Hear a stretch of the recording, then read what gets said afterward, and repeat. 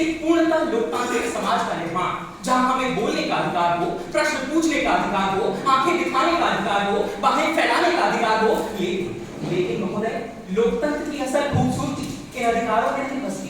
अब तो लोकतंत्र की असल खूबसूरती इस अटल सत्य में बसती है कि यदि मेरे पास बोलने का अधिकार है तो न बोलने का भी अधिकार है। यदि मेरे पास इस मंच से भाषण देने का अधिकार है तो भाषण न देने का भी अधिकार है।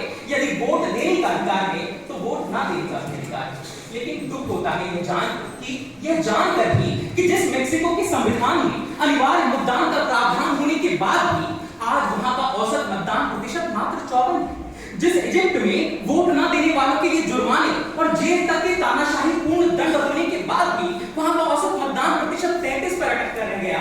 दर्शन शास्त्र के धनी जिस ग्रीस में सन 2000 तक दंडनीय कानून होने के बाद भी वहां का औसत मतदान प्रतिशत 60 के आगे न बढ़ पाया। यह जानकर भी कि अनिवार्य मतदान का कानून पारित कर चुके दुनिया के 22 राष्ट्रों में से मात्र 10 राष्ट्र ही आज इसको लागू कर पाए हैं। वेनेजुएला और इटली जैसे देशों को अपने ही बनाए कानूनों को वापस लेना पड़ता है।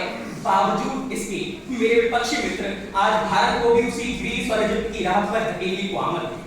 मानो कालिदास की भांति ये लोकतंत्र की उसी डाल को काटने का प्रयास कर रही हो जिस डाल की बदौलत शायद आज ये खुद भी इस मंच पर मौजूद हैं। तो मैं स्तब्ध रह जाता हूं, क्योंकि महोदय अटल जी कहा करते थे कि ये सरकारें आएंगी जाएंगी, ये पार्टियां बनेंगी बिगड़ेंगी, लेकिन ये देश रहना चाहिए। और उसी देश के संविधान का अनुच्छेद 19 हमें चुनने का अधिकार देता है कि हम वोट दें या ना दें। 1951 के लोक प्रतिनिधित्व अधिनियम की धारा 79 हमें चुनावी अधिकार के तहत 2 अधिकार देती है, वोट देने का अधिकार भी, वोट ना देने का अधिकार भी। 1975 के कारकुंडे समिति ने भी अपने सुझाव में यही कहा कि मतदान प्रतिशत बढ़ाने के लिए अनिवार्य मतदान जरूरी नहीं, अपितु जागरूकता फैलाना जरूरी है। क्योंकि महोदय आप देखिए, अनिवार्य मतदान की नीति वो नीति है जिसे सन 1949 में ही हमारी 299 सदस्यों की संविधान सभा ने 298 एक के भारी बहुमत से खारिज कर दिया।